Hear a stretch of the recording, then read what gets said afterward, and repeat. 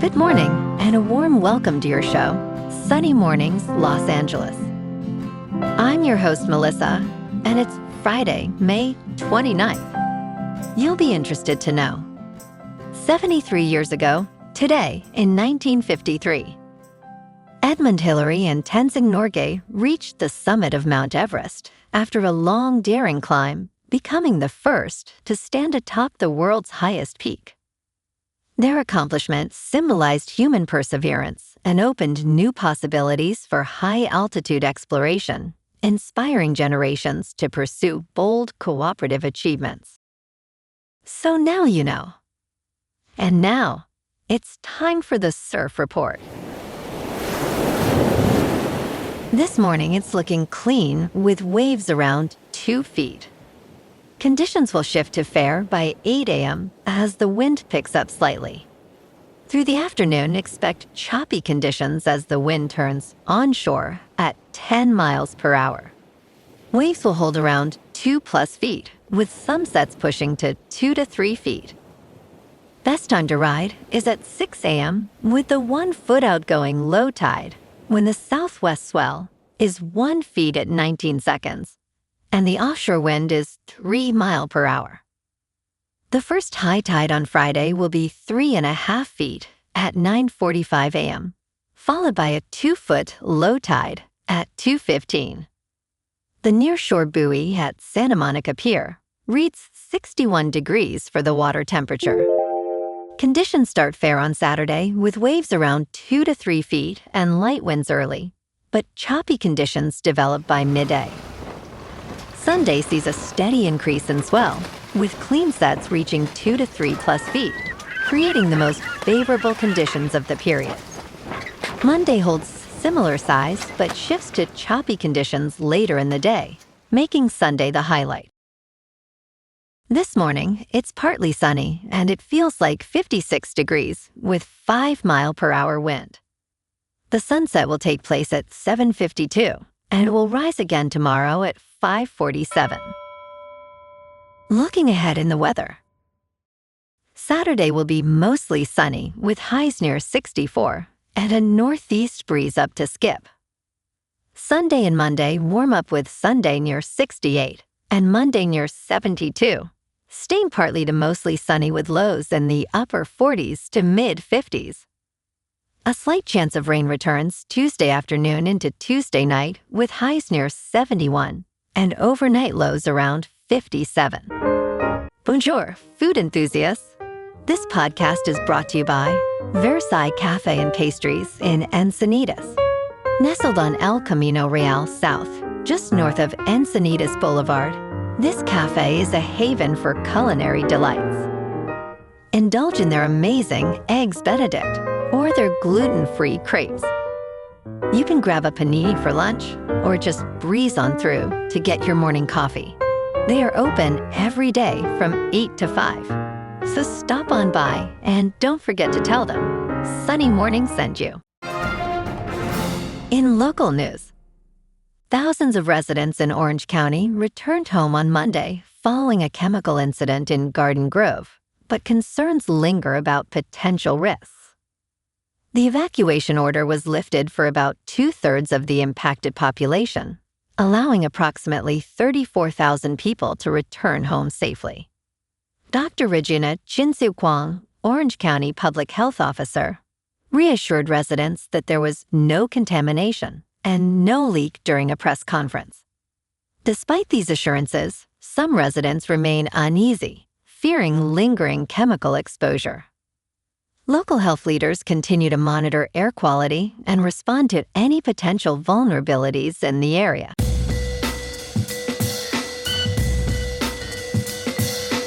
Now on to sports. The National Basketball Association's proposed 3-2-1 draft lottery system, designed to curb tanking, was passed by the league's Board of Governors on Thursday. According to ESPN's Shams Charania, the board voted in favor of the proposal 29-1, with the Memphis Grizzlies being the lone dissenter. The new system includes expanding the draft lottery from 14 to 16 teams, a relegation zone where the bottom 3 teams face penalties and flattened odds. This system will be implemented next season for the 2027 NBA draft, continuing through at least the 2029 NBA draft. NBA Commissioner Adam Silver now has greater authority to punish teams deemed to be tanking. Potential punishments include fines up to $10 million, forfeiture of draft picks, and changes to draft positions and odds. The current lottery system features 14 teams that did not make the playoffs, with 3 worst records holding a 14% chance to land the number 1 overall pick. Under the new system, those teams will only receive 2 lottery balls for the top pick, while teams finishing with the 4th, through 10th worst records will receive 3. Additionally, no team can acquire the number 1 pick in back-to-back years or select in the top 5 for 3 consecutive years. Silver emphasized the importance of addressing tanking, stating that it has significant business, basketball, and integrity implications for the league. This season, 8 teams won 26 or fewer games, with 5 teams suffering at least 60 losses. The Washington Wizards, who had the worst record at 17 wins and 65 losses, won the lottery, gaining the chance to select BYU forward H.A. Doug Ansa or Kansas guard Darren Peterson, number 1 overall. Under the new lottery rules, the Wizards would have had a worse chance at the number 1 pick than teams with the 4th, through 10th worst records. In local sports, the Dodgers are rolling. They swept Colorado on Wednesday behind a dominant Shohei Ohtani performance, 6 innings, 7 strikeouts, 1 run allowed, plus a home run at the plate. Freddie Freeman and Andy Pages also went deep as LA cruised to a 4-1 win and extended their winning streak to 5. Tonight at 7:15, they welcome the Phillies to Dodger Stadium for a measuring stick series. Justin Wrobleski takes the mound against Phillies ace Zach Wheeler in what should be a sharp pitching duel. The boys in blue are 36-20, 2 games clear in the West, but this is a legitimate test against one of the National League's best rosters. Meanwhile, the Chargers are shuffling their depth chart heading into training camp. LA signed tight end Johnny Pascuzzi, who had 12 catches for 158 yards at Tulane this past season, along with safety Miles Purchase and tackle Laken Bacalati. The team waived outside linebacker Niles King, tight ends Tanner McLaughlin and Thomas Yasmin, and cornerback Jeremiah Wilson with an injury designation. On the business side, baseball's owners proposed a hard salary cap of $245.3 million to the union, the first cap proposal since 1994. The Dodgers, with baseball's highest payroll at over $420 million, would be among 9 teams forced to slash spending significantly. That conversation's just getting started. In top news, the United States stock market pushed to more records on Thursday as profits keep piling up for companies like Dollar Tree, Snowflake, and Hormel Foods. A tentative deal to extend the ceasefire in the war with Iran by 60 days helped lift the market and rein in oil prices. The S&P 500 added 0.6% to its all-time high, while the Dow Jones Industrial Average rose 24 points, and the Nasdaq Composite climbed 0.9%.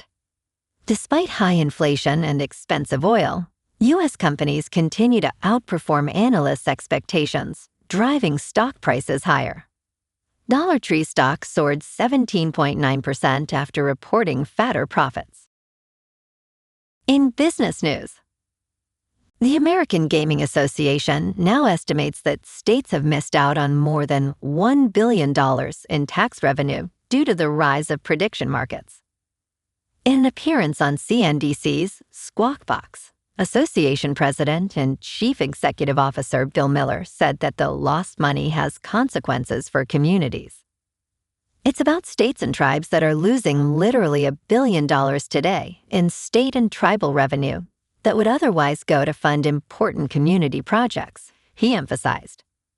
Miller described prediction markets as backdoor sports betting, which are not regulated like sportsbooks. President Donald Trump stated the importance of maintaining the Commodity Futures Trading Commission's jurisdiction over prediction markets. In crypto movement, Bitcoin is down 4% for the week to about $73,000. Ethereum is down 5% to $2,000. And XRP is down 5% to $1.31. Moving on to a more local vibe. In our community spotlight on health and wellness, we are working with a national Pilates studio to bring you some free classes, so listen up. Check out Club Pilates, with several locations in the San Diego area. Pilates presents a comprehensive wellness approach, cultivating strength, reducing tension, and elevating mental well-being. Scientific research affirms its benefits. So now you can check out Club Pilates for a free class, with locations in Encinitas, Solana Beach, Oceanside, La Jolla, and more. Just be sure to tell them Sunny Morning sent you by. And now, back to the show. Let's talk tech. The United States Commodity Futures Trading Commission wants to reverse its course on a penalty against the Winklevoss twins' crypto business. The Gemini exchange already paid a fine of $5 million following the agency's lawsuit. The commission has asked a judge to vacate a consent order it won against the Gemini Trust Company. The crypto business, run by twins Tyler and Cameron Winklevoss, agreed to the fine in early January 2025. Gemini has jointly filed a petition for relief from judgment. This latest move carries more symbolic than financial weight. And in entertainment news, the 47th News and Documentary Emmy Awards has concluded, with Madison Wells' Prime Minister winning Best Documentary. The documentary winners were announced on Thursday, following the news categories on Wednesday, at Jazz at Lincoln Center's Frederick P. Rose Hall in New York City. Emmy-winning ABC News journalist Martha Raddatz received the News Emmy's Lifetime Achievement Award. Amber Ruffin emceed Wednesday's show, while Michael Ian Black helmed Thursday's ceremony, which streamed on the National Academy of Television Arts and Sciences YouTube channel. National Geographic led with 51 nominations, a record for the network, largely due to the success of the Traffic series. Well, alrighty folks, it's time for the quote of the day. And today, our quote comes from the American poet and essayist, Ralph Waldo Emerson. And he said, "What lies behind us and what lies before us are tiny matters compared to what lies within us." And that's a wrap for this morning. You can check out our Instagram, YouTube, and TikTok for some captivating aerial videos with local news and the surf reports. Have an amazing day, my good friends. We'll see you tomorrow with another episode of Sunny Mornings, Los Angeles.